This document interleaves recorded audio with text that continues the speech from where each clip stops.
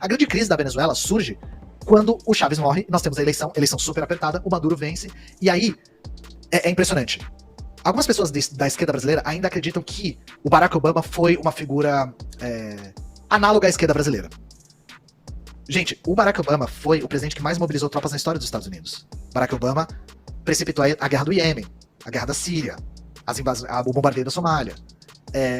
Não foi diferente com a Venezuela. O boicote que fez com que a Venezuela entrasse numa crise profunda veio quando o Barack Obama estava na presidência. Inclusive, ele chegou a declarar a Venezuela como inimiga dos Estados Unidos e uma ameaça à segurança pública dos Estados Unidos. Ora, gente, o que a Venezuela tem de ameaça à segurança pública dos Estados Unidos?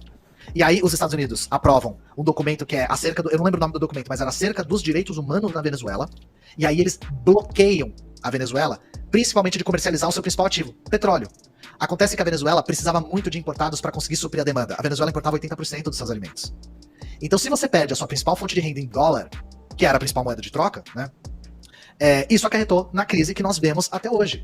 Esse bloqueio que os Estados Unidos fez é um bloqueio criminoso, é um bloqueio genocida. A gente estima que 40 mil pessoas morreram por conta do bloqueio, por falta de acesso à alimentação de qualidade, por falta de acesso a medicamento, por falta de investimento no setor público, tanto de saúde, quanto de transporte, quanto de saneamento. Então, gente, o que é isso senão uma mortandade intencional, planejada, para boicotar um governo e para... Eu sou o Carlos José Leão, sou venezuelano, formado em Ciências Políticas e estou morando no Brasil há praticamente 6 anos já. E nessa caminhada por aqui eu tenho me encontrado com seres como esse cara aí, o Ian Neves, historiador brasileiro, que ele está dando aí um resumo sobre a Venezuela, a grande crise, como ele chama, a grande crise. De uma forma, entendo eu que despectiva, porque chamar a grande crise como se uma crise já não é ruim, que chamar, então, ou por que chamar grande crise? Claramente um tom de deboche. Ele ainda vai falar alguns argumentos, mas já que você ficou por aqui, saiba, esse vídeo não é um vídeo curto, como não costuma ser os meus vídeos, e aí eu vou adiantando para vocês. Vou estar rebatendo alguns argumentos que ele deu, tá?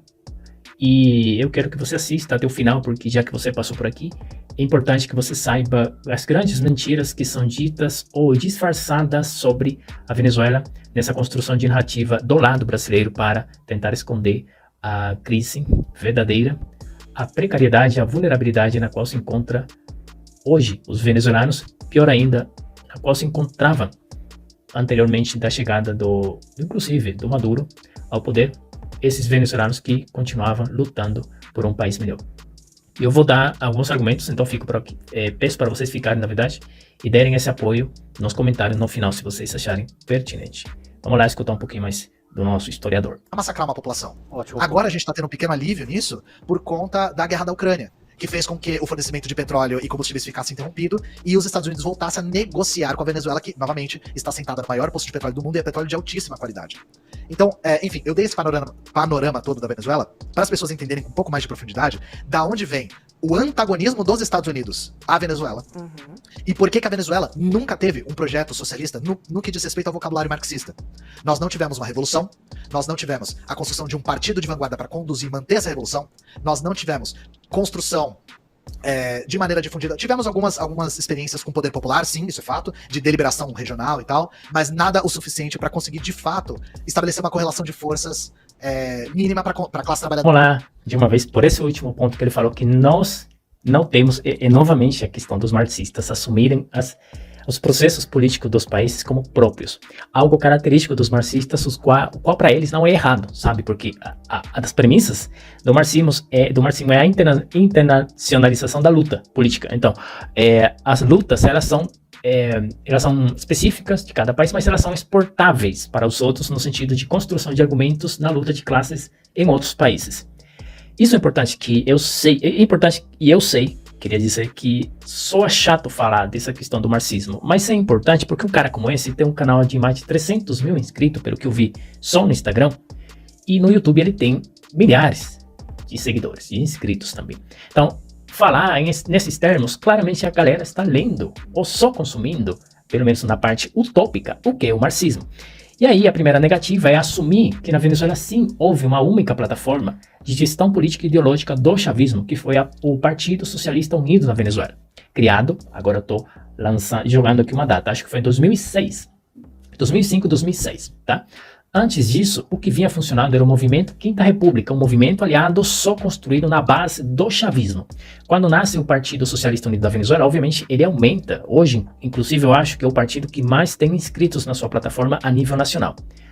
Outra coisa é que esse número continuou crescendo depois, porque passou, sem deixar de se chamar Partido Socialista Unido da Venezuela, passou a se chamar Polo Patriótico, na qual aí entravam outras organizações políticas e sociais alinhadas à esquerda, e que obviamente em cada cartão, no processo eleitoral, lançavam seus candidatos, e aí obviamente ganhava maior quantidade de votos. Isso não é um tema para hoje, vocês ficarem assustados como foi modificado a plancha eleitoral na Venezuela para beneficiar esse tipo de fórmulas. Mas vamos lá. Esse cara aqui, ele começa falando ou argumentando, tá? Eu separei aqui 4 cenários importantes na fala do Ian. O Ian ou Ian, não sei como é o nome correto dele, acho que é Ian. Ele concentra o seu argumento em 4 pontos. Segundo o que eu vi, que é a crise, né? Temos a presença do Obama, portanto, a lei e as sanções, ele chama de bloqueio. Temos a questão do petróleo, erradíssimo que ele falou. E tem a questão do socialismo, né? Na visão dele e dos marxistas. É importante que vocês entendam isso aqui, porque é a grande mentira, sabe? É a grande mentira sobre como é possível negar o socialismo venezuelano se ele não cumpriu os objetivos marxistas. Como se os que já existiram chegaram a cumprir os objetivos marxistas. Você me entende? Então, essa negação dos socialismos aplicados, como eles deram errado, eles não são marxismo. E se o chavismo, acredito eu, tivesse dado certo com o socialismo, aí acho que ele viria a pegar a carona, falar assim, o socialismo é o caminho. Porque na Venezuela deu certo. Você entende agora o argumento?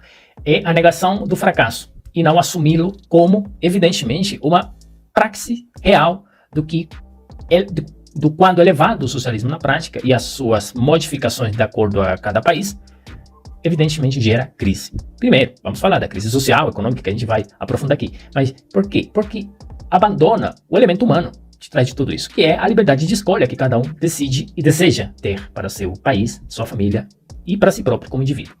Mas vamos lá. Partindo desses 4 elementos que ele descreve no seu vídeo, adianto também para vocês que eu assisti um vídeo completo dele de quase 1 hora, ou mais de 1 hora, não lembro agora, mas assisti tudo, onde ele fala da Venezuela, onde ele fala se é socialismo venezuelano e tal, e ele fala pelo militarismo, passa pelo militarismo, perdão, e vai abordando vários elementos que está o vídeo no canal dele. Então eu assisti porque eu queria entender mais e não ficar apenas com esse corte que ele fala aqui. Então tem coisas que ele fala no vídeo, da qual eu também vou me referir aqui, que não foram mencionadas nesse corte, tá? Esse vídeo que eu tô falando é um vídeo dele, feito de mais de 1 hora, abordando esses assuntos.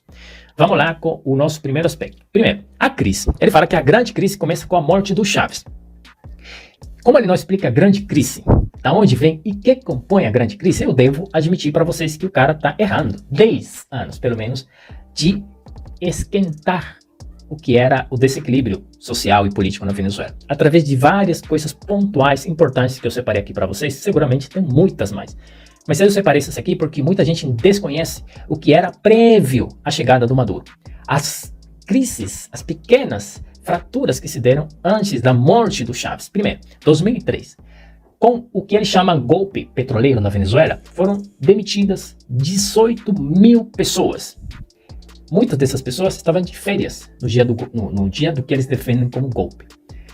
Pessoas que eram evidentemente opositoras foram demitidas. Cargos importantes, pessoas que eles acreditavam que o chavismo chamava de meritocráticos e que não mereciam o cargo foram demitidas. Isso gerou um grande desprestígio no que se dizia de confiança ao chavismo em relação ao sindicalismo. Ou seja, o sindicalismo leva o primeiro golpe. Por quê? Porque confiaram no Chávez e o Chávez passou, que nós chamamos na Venezuela, a aplanadora neles. Ou seja, quando eles precisaram, o Chávez os abandonou. E no total, nessa PDVSA, que é a nossa Petrobras, 18 mil pessoas foram demitidas. Pessoas que, inclusive, depois vieram a falar que até hoje eles não receberam pagamento por essa demissão. Outra coisa, foi aplicada isso na questão social e na luta dos trabalhadores. Na questão econômica, podemos falar do controle cambiário, que foi aplicado na Venezuela em 2003. Foi a primeira devaluação não do país, estou falando do chavismo, que viria só em aumento com os anos. Isso vai gerando desgaste no país e falta de investimento privado no país também. 2004, lista de Tascom. Eu vou tentar não me alongar muito nesse ponto. Lista de Tascom é aquela lista que divulgou um deputado chavista, onde apareciam os assinantes opositores que estavam de acordo em revocar o mandato do governo do Chávez em 2004, e muitos desses nomes que foram revelados eram funcionários públicos de ministério que foram também, obviamente, perseguidos, expostos, discriminados e demitidos pelo chavismo, porque a sua assinatura apareceu ali num site que se chamou Lista de Tascom. Esse cara morreu faz pouco. 2007, temos aqui, ó. Pátria, socialismo, morte. O Chávez começa a falar fortemente dessa diretriz política que ele vai seguir. Até agora ele tinha se mantido um pouco distante. E isso gera um pouco de medo na sociedade, porque ele já tinha muito gerado uma proximidade com Cuba. E a Venezuela não estava, digamos, tão contente com essa proximidade. Temos, nesse mesmo ano, o início das nacionalizações de setores importantes do país, que é a parte que cuida da eletricidade, telecomunicações, TV, rádio. Tudo isso foi nacionalizado, foi estatizado, inclusive. Ele aprovou decretos onde nasceram várias empresas estatais que iriam fazer esse trabalho agora de cuidar das telecomunicações e, evidentemente, fazer o trabalho ideológico para ele. Em 2007 também, falando dessas expropriações e nacionalizações, temos a não renovação da concessão da RCTV, que é a principal emissora que tinha na Venezuela, a mais antiga, a mais antiga não, uma das mais importantes, na verdade. E ele não renovou a concessão dessa. Muitos dos trabalhadores saíam chorando. Tem alguns comediantes não, apresentadores famosos que apareceram também nesse dia fazendo protesto nas ruas. E hoje esses apresentadores são chavistas, apoiadores do Maduro, para vocês verem as voltas que dá a vida. No mesmo ano, 2007, o Chávez perde o referendo da Constituição. Mas ele perde esse referendo da Constituição porque ele queria aumentar ou concretizar esse conceito de pátria, socialismo, morte através do que era o Estado comunal, um Estado socialista que ele queria adiantar. Tá bom, Ian?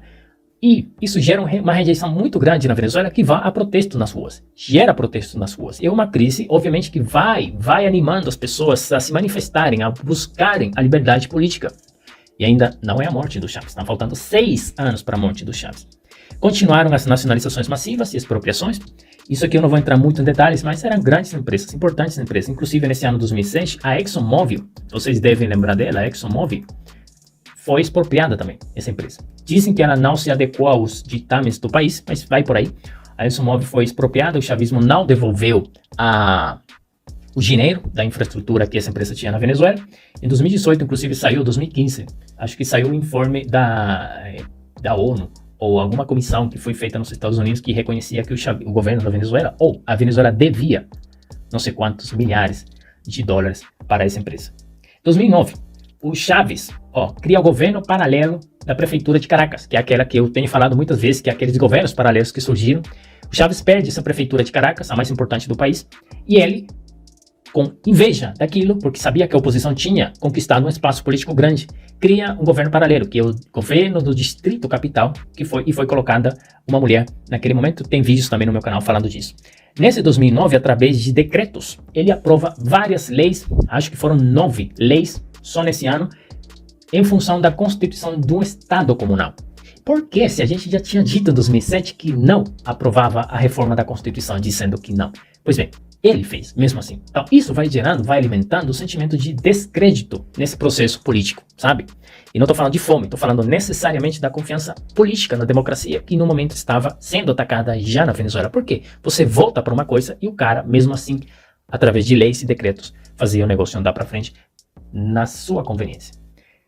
E em 2009 tem um caso importante, o caso da juíza Maria Lourdes Afiuni, que muita gente não conhece, mas é uma juíza que liberou um cara que o Chávez queria que ele estivesse preso, que fosse um preso dele. Ela liberou o cara porque dentro das provas apresentadas não tinha argumento para que o cara continuasse na cadeia, não que o julgamento parasse, não. Era para que ele não estivesse na cadeia. E só por isso, o Chávez disse numa transmissão ao vivo ao país que uma juíza como essa devia ser condenada a 30 anos. Resultado, ela foi levada para uma cadeia, resultado com o tempo, até estuprada. A cadeia teve um aborto involuntário, tudo isso relatado no livro Afiuni, a presa do comandante. Isso não cheira a crise, Ian? Não cheira a que vai, não só pelo lado econômico, mas também pelo lado político, gerar uma confusão social? Quando as pessoas, por se expressarem não só em questão ideológica, mas também processual, estou falando da administração de justiça, o cara já começa a perseguir juízes, só porque levavam a contrário. 2009, né? Vamos 2010, rapidinho aqui, ó. Redes nacionais de supermercados expropriados, 122 mil toneladas de comidas em contenedores são encontrados. Essa comida estava estragada.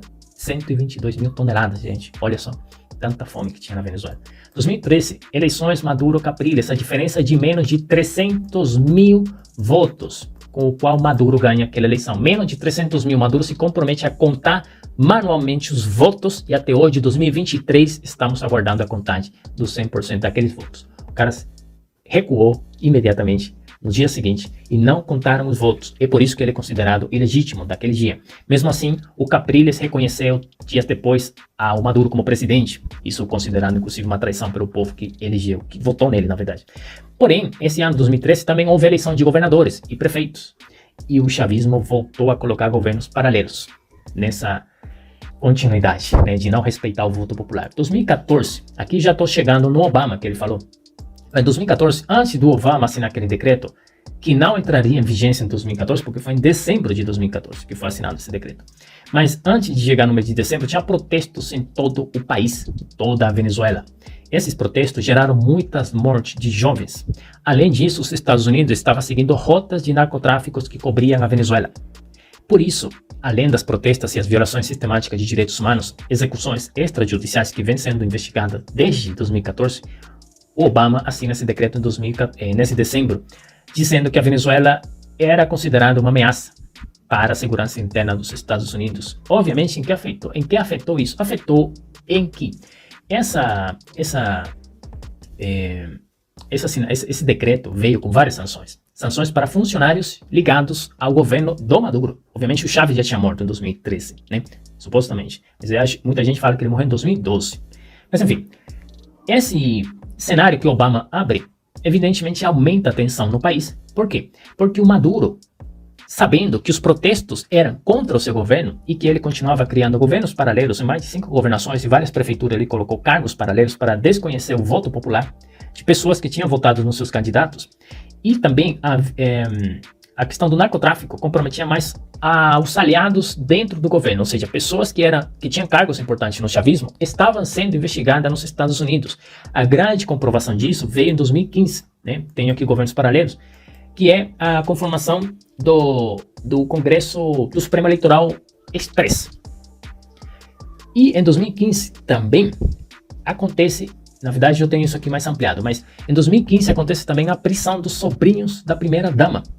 Essa prisão dos sobrinhos, o que fez? Os caras, que fizeram na verdade, os caras foram pegos no Haiti, acho que foi no Haiti, um dominicano, acho que foi no Haiti. Foram pegos com quase 1 tonelada de cocaína. Tonelada, pessoal, não estou falando de 1 grama, 1 quilo, 10 quilos, 100 quilos. Estou falando de 1 tonelada, quase 1 tonelada, ao redor de 900 quilos. Num avião, ia com destino para os Estados Unidos. Os sobrinhos da mulher do Maduro. Até hoje, eles dois, o Maduro e a mulher, não falaram para o país o que faziam os sobrinhos deles nesse avião, que ia transportar quase 1 tonelada de droga para os Estados Unidos. Faz sentido ou não faz sentido um país considerar outro país nesse quesito? Não estou falando da questão humanitária, não estou falando da questão ideológica. Apenas na questão na luta ao narcotráfico. Como uma ameaça se esse país está, pelas investigações, colocando droga no seu território. Enfim. Esse 2015 temos o Congresso opositor que gerou tensão, obviamente, no chavismo, e eles conformaram esse Supremo Eleitoral Express, que logo viria a fazer ataques ao Congresso em 2016. Em 2016 era para acontecer o referendo contra o Maduro. Não aconteceu. Por quê? Porque os caras fizeram de tudo para contrariar o Congresso, para evitar que as pessoas pudessem se organizar e fazer de forma pacífica e democrática o que a Constituição pede, que é o referendo revocatório na metade do período de um cara como o presidente da Venezuela. Nós continuamos nessa crise que o Ian não falou. 2017, o Supremo Judiciário tira funções do Congresso e dá essas funções ao Executivo. Procuradora chavista se revela contra Maduro, por isso o Ian não falou. Por que essa procuradora chavista se revelou? A mesma, inclusive, foi a mesma que colocou presa a juíza aquela, em 2009. 8 anos depois, ou seja, em 2017, se revelaria agora contra o Maduro. E temos em 2017 também a conformação da Assembleia Nacional Constituinte, que foi a cereja do bolo para acabar com a liberdade de expressão na Venezuela.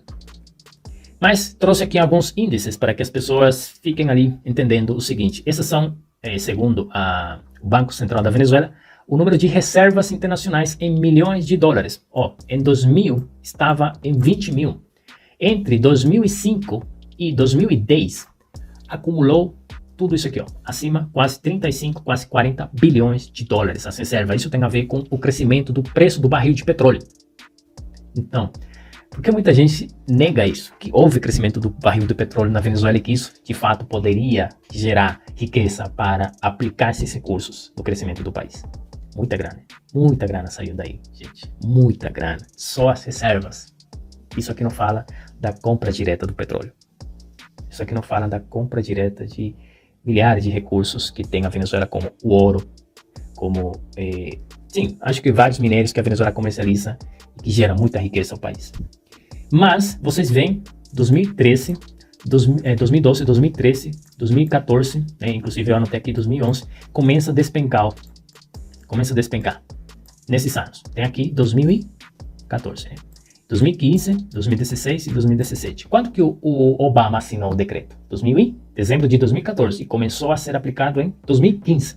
Mas olha, a queda começou, pessoal, em 2011. Começou o descenso das reservas internacionais, da grana que a Venezuela dispunha para usar internacionalmente. Vocês estão entendendo a narrativa que muita gente não sabe? O despenco econômico da Venezuela começa lá em 2011. O que se sabe internacionalmente. Agora, politicamente, ideologicamente, culturalmente, socialmente, a gente sabe que começava muito antes. Inclusive em 2007, quando o Chávez desconhece a vontade popular. Olha, tem essa aqui também, que é o aumento da dívida pública da Venezuela. Aumento da dívida pública externa em bilhões de dólares. Ela começa a aumentar drasticamente, quando? Em 2011 também, tá vendo? 2012, 2013, 2014 e volta a descender em 2015, mas hoje está muito alta. Essas são as fontes que tem o Banco Central da Venezuela. Novamente, se as sanções que o Ian fala começam em 2014, olha a crise como está se manifestando aqui muitos anos antes, tá vendo? E tem essa base de informações aqui que eu não vou ler para vocês. E vamos a contribuir com esse entendimento das sanções, que muita gente não sabe, tá? Muita gente, como o Ian, chama de bloqueio, tá bom? Essas sanções que o Obama começa em 2014 vêm inicialmente como uma razão de punir ao regime de Maduro acho que pela força exagerada e aplicada contra os protestos nos quais morreram muitos jovens na Venezuela, na qual foi preso aquele Leopoldo López, vocês devem lembrar, também. Foi também, como eu falei nos argumentos, que os sobrinhos da primeira-dama foram presos. E esse decreto, quando começa em 2015, ele vem para congelar bens dos funcionários, e bens que os funcionários tinham no imperialismo. Os caras tinham riqueza lá nos Estados Unidos, e os Estados Unidos falaram, opa, congelado isso aqui, congelado isso aqui, congelado isso aqui, porque os revolucionários não têm por que ter propriedade no império. Não é isso, Ian? Não é isso que tem que acontecer? Pois bem, proibição também de entrar aos Estados Unidos e também tirou, o visto, né? Tirou o visto desses caras aí, os que tinham e não podiam entrar mais nos Estados Unidos. Nesse ano 2016, o Maduro pede para o Obama não continuar as sanções, mas o Obama vem, não, a situação não melhorou, porque o que eu falei, em 2015 a oposição tinha ganho a eleição e o que fez o Chavismo? Criou um Supremo Tribunal para perseguir o Congresso e ao mesmo tempo criou um parlamento comunal paralelo e governadores paralelos e prefeitos paralelos. O Obama considerou que a situação não tinha mudado. Além disso, muitos militares já começavam a desertar das Forças Armadas venezuelanas e começavam a colaborar com os Estados Unidos. Caso mais recente, vocês têm ouvido por aí falar do Hugo Carvajal e essa galera por aí, o Pôdio Carvajal, muita gente deve lembrar. São dessa galera que começavam a fornecer informações para os Estados Unidos de como funcionava a rede de corrupção e a rede de exportação de droga da Venezuela para outros países. Pois bem, o que mais temos por aqui? A Venezuela continua sem respeitar os direitos humanos e temos o caso de Cuba. O que vocês vão ver aqui, vocês vão cair para trás. O que acontecia em simultâneo, em paralelo? O Obama se reunia com os Castros, na verdade o Raul Castro, lá em Cuba, que é a primeira visita em mais de 60 anos de um presidente norte-americano para a ilha. E isso em simultâneo que a Venezuela estava numa crise, não é, Ian? Como é que um governo aliado como a Revolução Cubana iria receber o principal promotor da nossa crise, que seria o Obama? Muita coisa me está cheirando a argumento falso, a hipocrisia. Essa foto aqui é de 2016, galera. É o encontro que eles têm lá na ilha de Cuba.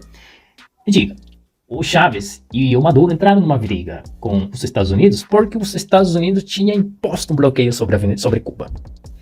Cuba, em agradecimento, deveria fazer o seguinte, não, você não pode vir aqui na ilha até você não levantar sanções que você tem sobre a Venezuela. Como bom aliado, deveria ter feito isso, não é? Mas não fez, porque afinal de contas o dinheiro é o que canta mais alto. Continuamos com essa saga das sanções. 2017, pessoal.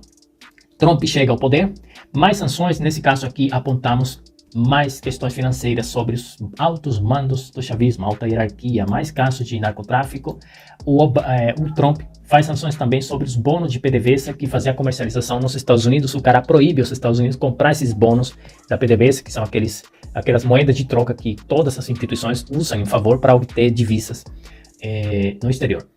E, obviamente, essas sanções também dizem que os Estados Unidos ou os estadunidenses não podem negociar com a Venezuela. E proíbe, além disso, na verdade, a União Europeia também se manifesta em 2017 e proíbe a exportação de armas para a Venezuela. Ou seja, países da União Europeia não podem enviar armas para a Venezuela porque elas poderiam ser usadas, na verdade, para mais repressão dos protestos. Foi um ano chave, né, na Venezuela 2016, 2017, os protestos do país. Quem sabe disso vai entender, inclusive, porque o caso da migração começou em 2018. Muita gente não sabe disso também não.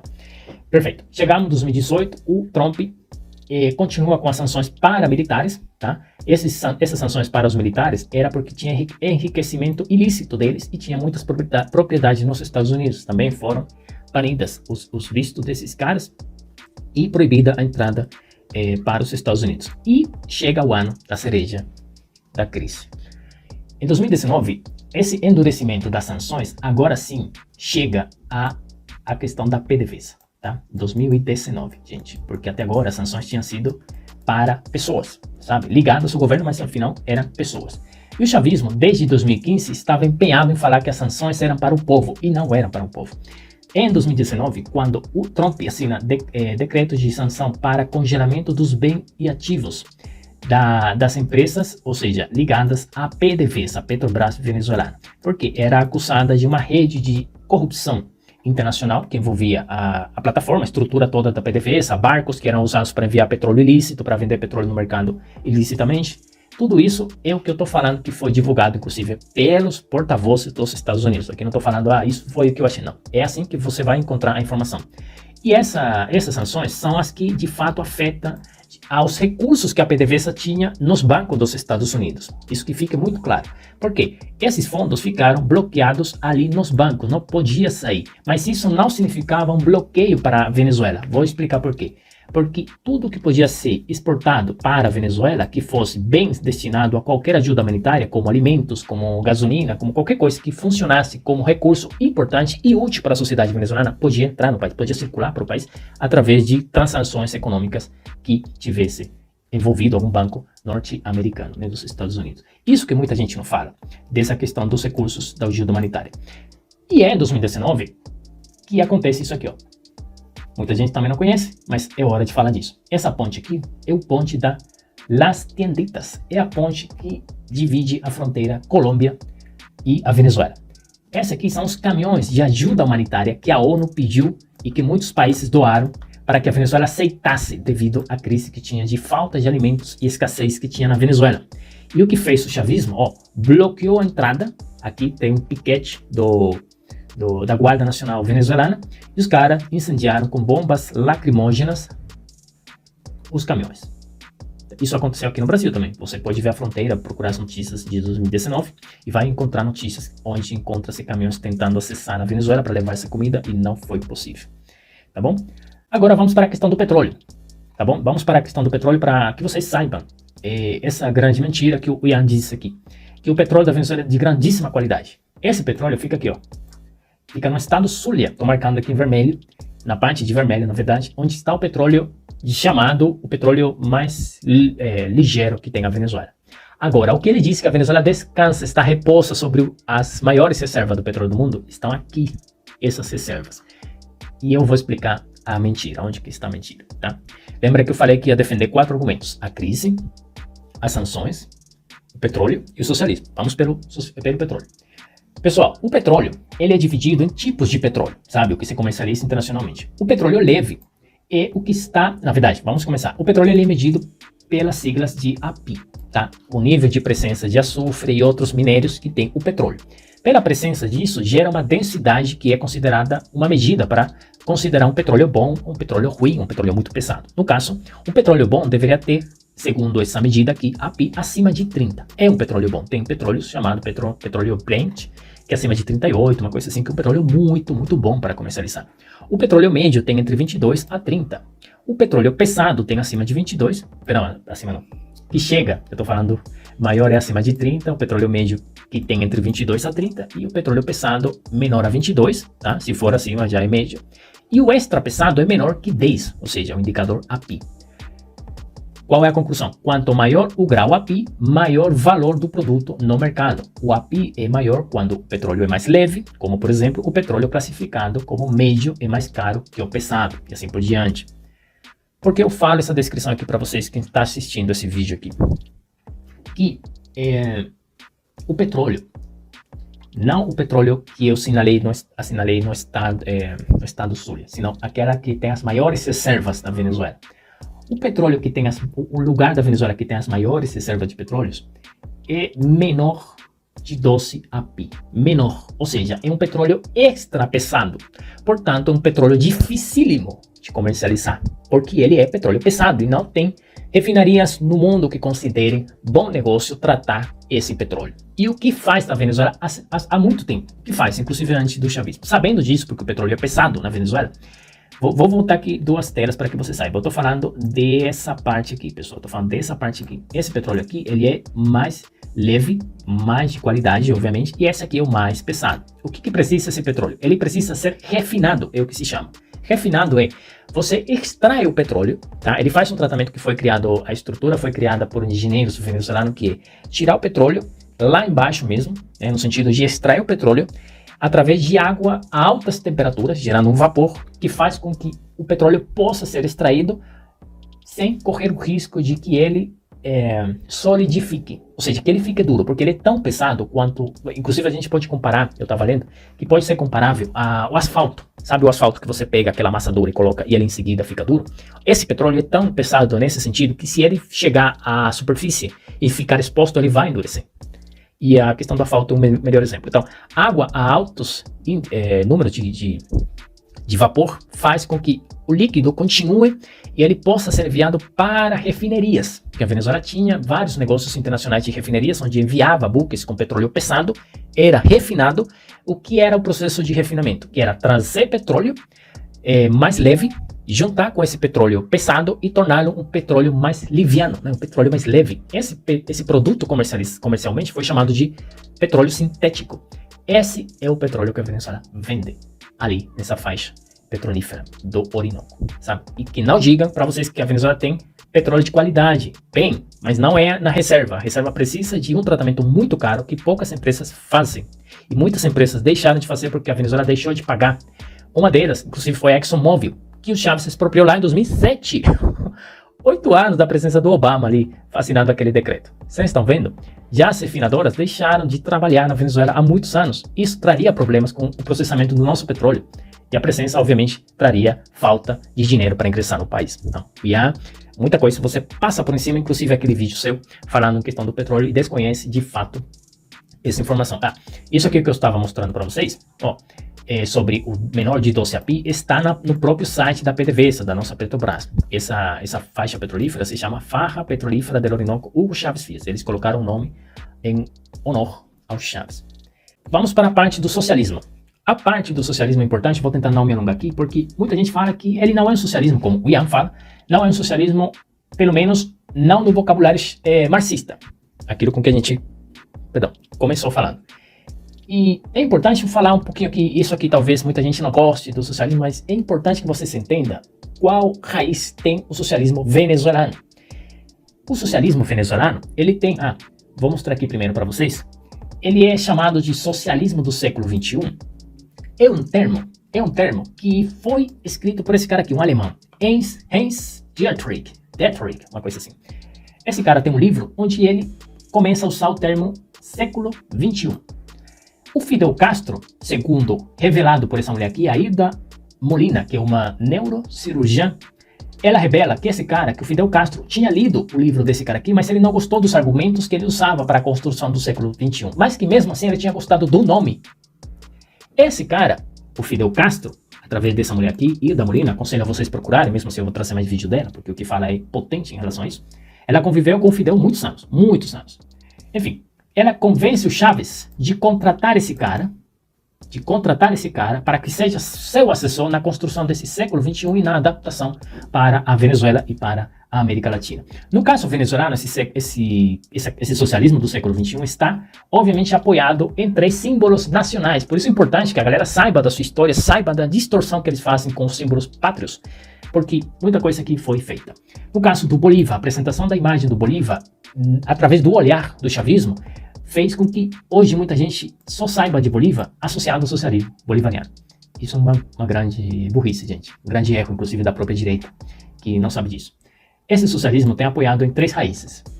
Simão Rodrigues, que é esse cara que está aqui ao lado do Bolívar, a mão esquerda do Bolívar, que era o professor dele. O Simão Bolívar, o cara que está no meio, e o Ezequiel Samora, que está à direita do Simão Bolívar, esse cara aqui. Esses 3 fundamentam, não vou entrar na teoria, mas tem uns argumentos de por que eles 3 e não outros são escolhidos para continuar o socialismo à la venezuelana. Isso que é importante que vocês entendam. Enfim, voltando aqui. Esse projeto nacional Simão Bolívar, chamado Primeiro Plano Socialista, foi em 2007 e 2013, pessoal, 2007 e 2013. E aí tinha vários pontos a perseguir. Por exemplo, nova ética socialista, suprema felicidade social. Esse aqui era um pensamento distorcionado do Bolívar, porque o Bolívar, numa das falas que ele deu, do seu escrito, ele chegou a falar que o melhor sistema político e social era aquele que era capaz de gerar a maior quantidade de felicidade social, a maior quantidade de satisfação e assim por diante. E eles pegaram essas falas para argumentar que o socialismo encaixava muito também com o bolivarianismo, entendeu? Então, essa parte é o que eu falo. Cara, não é assim. Não é assim, mas vamos lá. Mesmo assim, é a argumentação que eles têm da parte teórica, e eu estou aqui expondo. Democracia protagônica revolucionária, modelo produtivo socialista, nova geopolítica nacional, e os últimos 2 falavam da Venezuela uma potência energética e uma nova geopolítica internacional, nunca desvinculado, obviamente, como está aí tudo isso. Esse foi o primeiro plano socialista. Aqui eu tenho vários pontos, né, que eu vou ampliando, né, propõe a fundação da nação, que cimente as suas raízes, né, o primeiro objetivo humanista do socialismo e a herança histórica do pensamento de Simão Bolívar. Tem uma parte aqui importante que eu queria trazer para vocês, porque é a presença, a junção da figura do Marx, né, seguindo uma das teorias dele, que era o socialismo, a teoria do socialismo do século XXI e a presença do bolivarianismo. E agora, aqui uma curiosidade importante que eu peço para que vocês escutem com muita atenção. Inês Quintero é uma historiadora venezuelana, ela pode procurar ali no Instagram, ela vai postando coisas interessantes sobre a Venezuela. Ela vai explicando sobre uma questão que muita gente não sabe, que é a esquerda, o Marx e o Bolívar. A esquerda, o Carlos Marx e o Simão Bolívar. Por quê? Simão Bolívar, ele morre em 1830. Em 1858, tô aqui enrolado a língua. Em 1858, aparece a biografia de Carlos Marx sobre o Bolívar. Uma biografia feita pelo Marx. Essa biografia foi encarregada para ele fazer. E o cara que falou de Bolívar, que ele era um canalha, que era bruto e covarde. E tem muitas coisas que ele fala de forma despectiva, inclusive distorcionada. Ou seja, o Marx foi o primeiro a dizer que esse cara não era revolucionário. Que o Simão Bolívar não era para nada revolucionário. Muito pelo contrário, que era ditatorial. Vocês estão vendo coisas que não são ditas, que não são faladas. Em 1936, esse documento da biografia do Simão Bolívar foi traduzido por um argentino, não lembro o nome agora, mas eu achei, que era da revista Dialética da Argentina. Esse texto foi traduzido em espanhol a primeira vez, olha, quase 100 anos depois, 1936. Aí a América Latina ficou sabendo que o Marx tinha falado sobre o Bolívar, o grande revolucionário latino-americano. Obviamente, muitos comunistas disseram, opa, então vamos continuar a linha do Carlos Marx. E muitos outros falam, não, vamos continuar a linha do Bolívar. Mesmo assim, mantendo algumas concordâncias com o pensamento do Carlos Marx. Um desses exemplos se deu em 1986, com Jerônimo Carrera Damas, membro do Partido Comunista da Venezuela, publicou um livro, Bolívar, visto pelos marxistas. Ele não inclui ali a biografia do Marx, mas descreveu a biografia como um texto lamentável e absurdo do Carlos Marx, cuja origem estava em desinformação explicável. E aqui vem a parte mais importante. O historiador Manuel Caballero também expressou sua avaliação crítica do texto de Marx. O principal erro atribuído a Marx é ter julgado uma figura histórica com critérios morais, tá? Primeiro ponto. A condenação de Bolívar não estava associada à sua condição de classe, mas à sua condição pessoal, né? Chama o cara de canalha, bruto e tal. Além disso, prevalece na sua escrita uma visão baseada na realidade e nos valores vigentes na Europa. Ian, muita gente, como você disse, que o socialismo ele não é aplicado na Venezuela porque ele não condiz aos termos falados pelo Carlos Marx. Olha, não será que você está na sua lógica prevalecendo uma lógica baseada na realidade e nos valores europeus? Porque o Chávez e o Fidel não seriam capazes de fazer um socialismo à lo latino-americano. Por que não? Então essa negativa de vocês não aceitarem o socialismo venezuelano é o que mantém vocês lá no fundo, onde ninguém quer saber de vocês, porque vocês negam e vocês só querem importar o socialismo europeu. Tá vendo? Vamos lá. Tem, portanto, vários argumentos, né? O objetivo 2, suprema felicidade social, eu trouxe aqui para vocês também o que diferencia, né, o pensamento do libertador, suprema felicidade social. O objetivo 3 desse plano era democracia protagonista revolucionária. O objetivo 4, modelo produtivo socialista. O objetivo 5 era nova geopolítica nacional e assim por diante. Isso se transfere, se traduz na nova conformação. Agora as governações e as prefeituras não eram mais importantes, e sim os conselhos comunais que foram fundados, mas na frente eu vou falar disso. O objetivo 6 era a potência energética mundial, que a gente falou. Tem mais aqui elementos relacionados ao petróleo. O petróleo continuará a ser decisivo para a captação de recursos do exterior. O objetivo 7 desse plano foi a nova geopolítica internacional. E que mais? Temos o Lei Plano de la Pátria, que foi aquele aplicado agora a partir de 2013 até 2019. Foi o segundo plano socialista. O primeiro objetivo, defender, expandir e consolidar o bem mais preciado que temos conquistado depois de 200 anos, que é a independência nacional. O objetivo 2, continuar construindo o socialismo bolivariano do século XXI na Venezuela como alternativa ao sistema destrutivo e selvagem do capitalismo e assegurando a maior soma de segurança social, a maior soma de estabilidade social. Esse era o pensamento do Bolívar, esse aqui, ó. Esse era aqui, o pensamento. O Bolívar não falou que era o socialismo esse sistema. O Bolívar não falou isso, mas eles juntaram os dois. Perfeito. Aqui tem coisas importantes aqui para a galera, não para a galera em geral. Acelerar a mudança. Vocês veem que muita coisa está acontecendo muito rápido em vários países da América Latina. O Chile, por exemplo, 2 vezes no governo do Boric, comunista eleito no Chile, 2 vezes, desde que chegou ao poder, tentou mudar a Constituição, e 2 vezes o povo falou que não. Por que os caras tentam mudar tanto a Constituição? Na Venezuela foi feito. Tá bom? E tem outra coisa aqui importante, ó, promoção de uma nova hegemonia ética, moral e espiritual. Vocês estão vendo? Quem sabe disso aqui não precisa de mais palavras. Objetivo 3, transformar a Venezuela em um país potência, zona de paz, né? Por exemplo, aqui, ó, zona de paz, que garanta a zona de paz na nossa América, mas nesse mesmo artigo aqui falava, aqui, ó, da mesma forma, propõe-se ampliar o poder militar para a defesa da pátria, fortalecendo a indústria militar da Venezuela. Para que importar mais armas? Pessoal, pergunto aqui para vocês. Para quê? O povo em armas, né? É uma coisa que o Chávez falava muito. Objetivo 4, contribuir para o desenvolvimento de uma nova geopolítica internacional, blá, blá, blá, blá. É multicêntrico e pluripolar. Aconselho vocês procurarem essa palavrinha, pluripolar. Ou seja, significa que democracias possam conviver com ditaduras. Por isso você vê o cara hoje apertando a mão de um ditador e nada acontece. Isso é o mundo multipolar. Ou seja, múltiplas expressões de poder e múltiplas expressões de poder político. Perfeito. Objetivo 5, preservar a vida no planeta e salvar a espécie humana. E o último plano, o plano Ela Pátria 2025, esse foi entre 2019 para 2025, né? Seria considerado o terceiro plano socialista. Ele tem 2 momentos, que é a estabilização e a paz política e econômica, 2019 e 2020, e daí para frente o que seria um país potência soberano e socialista. Sempre falando de um país potência, mas eu não sei o que é a Venezuela potência. E ele não tem objetivos diretos, senão que ele tem 5 dimensões. Opa! Dimensão econômica, comitê local, que é o CLAP, que foi inaugurado nessa gestão de 2018 para frente, que era agora o responsável por controlar a questão dos alimentos. Dimensão social, né, chegar através das missões que já tinham sido criadas em anos anteriores, reforçá-las e convertê-las em unidades de gestão de poder territorial. Dimensão espacial, e organização do sistema de serviços públicos, uma dimensão política, a transformação do Estado em um Estado popular, unidades integrais, gestão comunal, gestão econômica subregional, conselhos presidenciais do poder popular. E uma dimensão cultural, obviamente uma nova política liberadora, comunicacional. Muita gente sabe a que eu estou falando.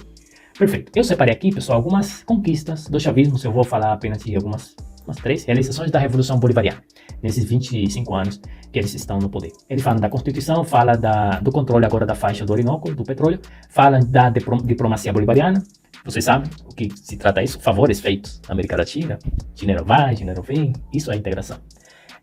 Fala também de a construção de vivendas, né, que foi construída para as pessoas. Fala também do alcance da construção das primeiras 3.000 comunas. Comunas são as unidades que eles queriam para a nova conformação do povo, do poder popular, ou seja, o povo organizado. 3.000 comunas, pessoal, olha só. Sabem quantos municípios tem a Venezuela? Tem 335 municípios e foram conformadas 3.000 comunas. E essas 3.000 comunas seguramente também foram resultado desses 49.178 conselhos comunais. O que são os conselhos comunais? Todas as comunidades de um determinado município poderiam se organizar através de um conselho comunal.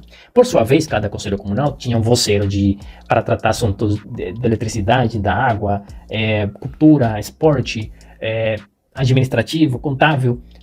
Esse conselho comunal ia cuidar porque o Ministério das Comunas ia transferir recursos para essa comunidade diretamente. Ou seja, eu que sou governador e eu ganho uma eleição, eu não sou a instância que vai receber a grana. São eles, o povo diretamente. Então é uma instância de desconcentração da transferência monetária e desconcentração do poder, inclusive político, porque você está dando mais papel político ao conselho comunal. Inclusive era anticonstitucional, porque isso aqui foi aprovado em 2009, lembre que o Chávez aprovou essas leis de conselho comunal.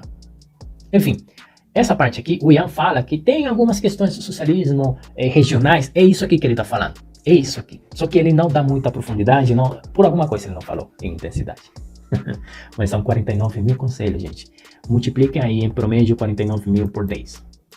Por 10 pessoas organizadas. Seriam quase 500 mil de pessoas organizadas em novas figuras de poder político que não eram as tradicionais que são consideradas os municípios e as governações. No caso, a Venezuela tem 23 governações, 23 estados e esses 335 municípios. Também se fala de ter libertado o país do analfabetismo e transformá-lo num alfabetismo funcional. Aumentar a cobertura de pessoas idosas, aí vão falando muitas coisas que eles... aumento das escolas públicas, aumento de... número de pessoas estudando no país, que atravessava 2.600.000 em questões de nível de graduação e pós-graduação.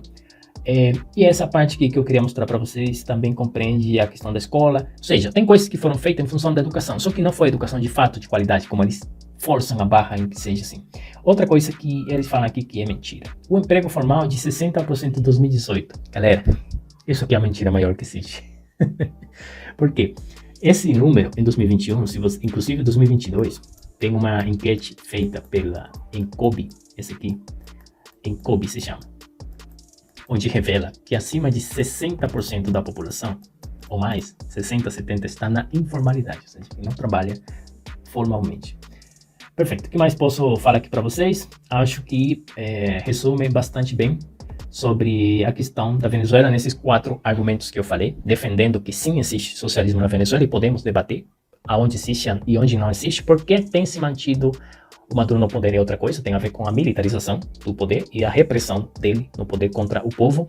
Porque o dólar é usado na Venezuela? Porque o capitalismo, ao final das contas, vence, galera. O capitalismo acaba vencendo porque é o que gera mais riqueza, não gera pobreza, pelo menos não na quantidade que sim é comprovada que gera o socialismo venezuelano. E está visto aí porque são quase 8 milhões de pessoas que migraram. Então, se você assistiu até aqui, pessoal, o mandado está dado. Vocês pediram para eu fazer o vídeo, eu fiz, demorei porque acumular essas informações, galera, não é soprar e fazer Globo. A gente tem que trabalhar. Então, eu peço para vocês deixarem o seu comentário. Eu dedico esse vídeo aos meus conterrâneos que estão no Brasil, ao meu país, especialmente, porque sei que eles, como alguns têm me falado, não têm a voz como eu tenho hoje de poder me comunicar em português para vocês aqui no Brasil. Então eu dedico esse vídeo aqui porque é um dos vídeos mais longos que eu tenho feito, porém mais importantes, e com muita satisfação de que a questão que a Venezuela sofre, ela possa ser divulgada aqui no Brasil através desse canal, através de mim, e que vocês possam dar o seu comentário aqui no canal e compartilhar. Para mim é fundamental, para mim ajuda muito. Para mim o socialismo, como vivenciei ele nas expressões populares de poder, para mim são muito geradoras de corrupção, corrompem a moralidade da sociedade e, portanto, obviamente gera uma crise que não tem igual. No caso venezuelano, no continente, inclusive, ultrapassou a crise cubana. Então, se você gostou do vídeo, deixa aí o seu comentário, sugestão de vídeo, a gente se encontra em outro momento.